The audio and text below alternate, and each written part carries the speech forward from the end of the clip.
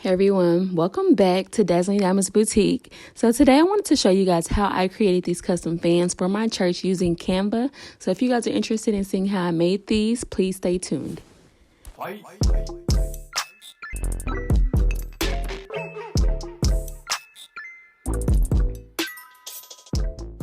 Okay, you guys, so let's start with the paper that I use. So I use this HP Everyday Photo paper, and I got this from Walmart. But I didn't have that much of these left, so I started off using these, and then I eventually switched over to my Printable vinyl sticker paper. And I picked this up at Amazon, and it is by HTV Runt, and it comes with like 100 sheets. And I have really been loving this sticker paper, so I have been using it for a lot of my projects lately, and I really recommend it. I am loving it right now, so I will have this sticker paper linked down in the description box below for you guys. Okay, you guys, so now we're ready to start designing our fan, and as I mentioned earlier, we're going to be using Canva. So I went ahead and opened Canva. I have everything already laid out on my screen that I'm going to be using, but I will show you how I found that. So the first thing you're going to do is click on Elements over here. And once you click on Elements, all of these will pop up, and you can scroll down and it says Frames, and you're going to click on See All. And once you click on See All, they have all of these different frames that you can choose. And I just went ahead and went with the square frame with the rounded corners. And from here, all you have to do is grab your picture and literally drag it over top of the shape, and it will place it right there in the center for you. And you guys, it is literally that easy to design your fan in Canva. So from here, the fan is pretty much done. All I'm going to do from here is add the church's address on here, and then I will go ahead and save it and download it to my computer. And I'm not going to show me putting the name and stuff on here, but I just wanted to show you guys how easy it is to add that photo in there. And if you just wanted the photo by itself, then your fan's pretty much already ready to be printed from this point. So I went ahead and added my church's name and address, and this is how it looks, and I'm loving how it looks. So I'm going to go ahead and download it to my computer. And once you see this little arrow jump over to the top, you know that it's been downloaded to your computer. So from here, I'm going to go ahead and open up Silhouette Studio, and I'm going to bring my design in that we just created in Canva. And now from here, you can go ahead and resize it. But I do want to make sure I have my paper set up. So I'm going to go ahead and select my machine. I'm using a Cameo 4, and I'm going to be using my 12 by 12 cutting mat. And then my media size is going to be 8.5 by 11 because I am going to be using the 8.5 by 11 photo paper. So I'm going to go ahead and set that. And then from here, I'm going to go ahead and open up my registration panel, and I want to go ahead and cut those registration marks on. You guys are more than welcome to cut this out by hand, but I spent all this money on this machine, so I'm definitely going to put it to work. So I'm going to have my machine cut everything out for me. So I went ahead and cut my registration marks on, and I do want to go try to fit at least 2 per page. So I'm just going to play with the different sizes to see if I'm able to fit 2 within this little space that I have here. So to duplicate this, all you're going to do is right click and duplicate, and now you have 2 of those. So now I'm just going to go ahead and just play around with it. And as you guys can see from here, it's going to be way too big for me to be able to add both of these. So I'm just going to make it smaller, and then I'm going to go ahead and delete this one right here. And then I'm going to duplicate this smaller one that I just created, and see if I'm able to fit both of these within these little parameters. And then I'm going to see if my machine is going to cut it. So as you can see, the bottom of it is not going to cut. So I'm going to try to adjust it to see if I can fit it within there. And now I got it in there. So if I go ahead and cut it out, this is how it's going to look. So from here, I am ready to print. And once you guys print this, do not move it at all. You have to leave it exactly right here in this position. Okay, you guys, so I did realize that my fans were going to be entirely too small, so I resized them.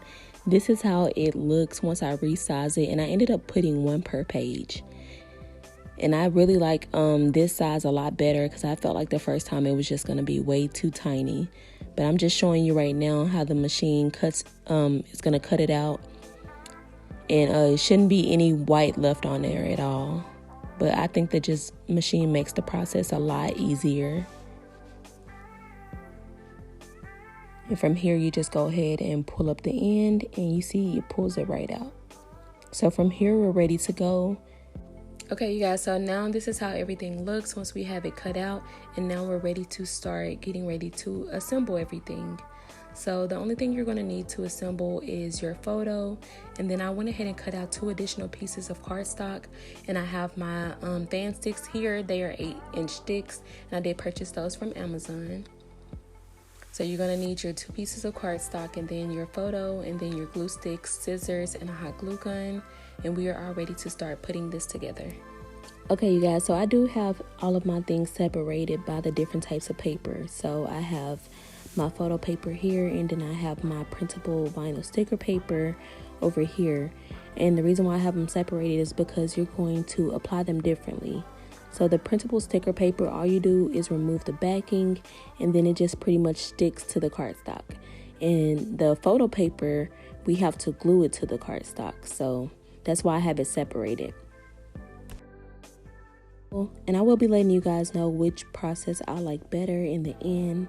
So just stay tuned for that. So I'm going to go ahead and get my first piece of cardstock, and I'm going to put my fan stick halfway to make sure I have quite a bit hanging left over. So I'm going to stop right here, and then I'm going to go ahead and add glue to where I want it to stop at, and then just flip it over and make sure it's centered right in the middle.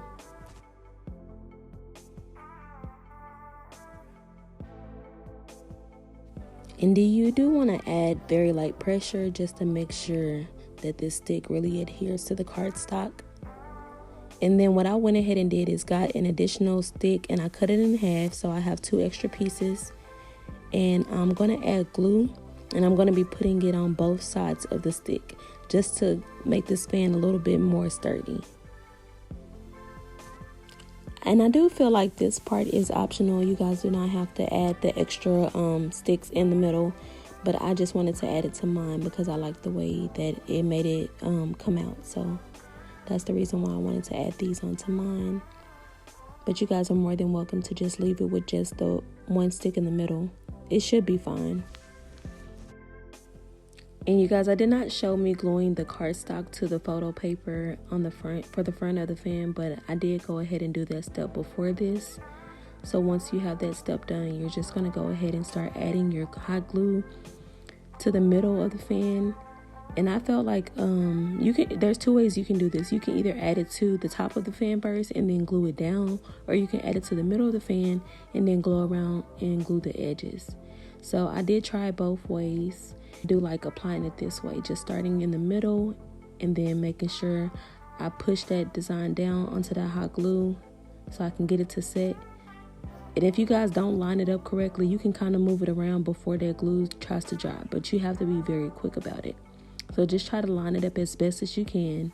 And I'm just applying very light pressure to it to make sure that that glue dries.